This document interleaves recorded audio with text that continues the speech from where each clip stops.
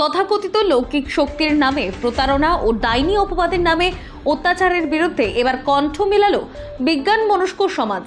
পুরুলিয়ার কোর্ট চত্বরে এক সভায় ব্রেকথ্রু সায়েন্স সোসাইটির দাবি পশ্চিমবঙ্গেও চালু হোক ব্ল্যাক ম্যাজিক বিরোধী আইন। মহারাষ্ট্র, কর্ণাটক, ওড়িশার মতো রাজ্যে যেখানে এই আইন রয়েছে, পশ্চিমবঙ্গ আজও পিছিয়ে। ফলে প্রতিদিন ঘটে চলেছে মানুষকে অলৌকিক শক্তিধারী বলে ঠকানো, ডাইনি অপবাদে অত্যাচার, আর প্রশাসনের হাতেও নেই প্রয়োজনীয় আইনি হাতিয়ার। সোসাইটির দাবি, এই আইন তৈরি হলে বন্ধ হবে প্রতারণা, কমবে নিরীহ মানুষের ওপর অত্যাচার। তাই রাজ্যের প্রতিটি বিধায়ককে তারা লিখিতভাবে অনুরোধ করছেন বিধানসভায় যেন গৃহীত হয় ব্ল্যাক ম্যাজিক বিরোধী আইন।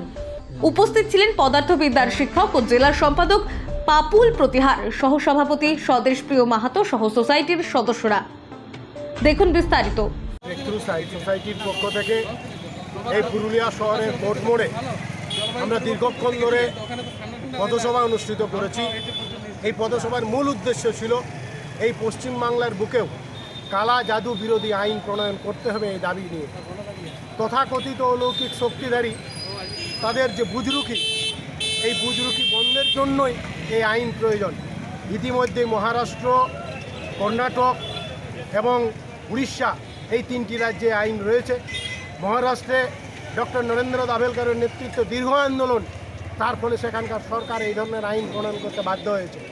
আমরা পুরুলিয়া, বাঁকুড়া, বীরভূম এই সমস্ত জেলাগুলোয় আমরা প্রতিদিন দেখছি কীভাবে ডাইনি অপবাদ দিয়ে অত্যাচারের ঘটনা ঘটছে। ওঝার কেরামতিতে বহু সাপে কামড়ানো রোগীর আজকে মৃত্যু ঘটছে। বিভিন্নভাবে এই অলৌকিক শক্তিধারী বলে যারা প্রচার করছে, তাদের প্রতারণায় বহু মানুষ আর্থিকভাবে ক্ষতিগ্রস্ত হচ্ছে। ফলে এই সমস্ত প্রতারকদের বিরুদ্ধে যথাযথ ব্যবস্থা গ্রহণের জন্য এই আইনটি প্রয়োজন। আমরা সমস্ত এমএলএদের কাছে আমরা লিখিতভাবে জানাচ্ছি, তারা যাতে সামনের এই বিধানসভায় অধিবেশনে তারা যাতে এই বিষয়টি তোলেন এবং এই ধরনের একটি আইন পশ্চিমবাংলার বুকে পাশ করেন। সেই উদ্দেশ্যে আমাদের আজকে এই পথসভা, এবং আমরা আগামী সামনের কয়েকদিনের মধ্যেই পুরুলিয়া জেলার সমস্ত এমএলএদের কাছে আমরা আমাদের ওই দাবিপত্র আমরা পৌঁছে দেব। আমার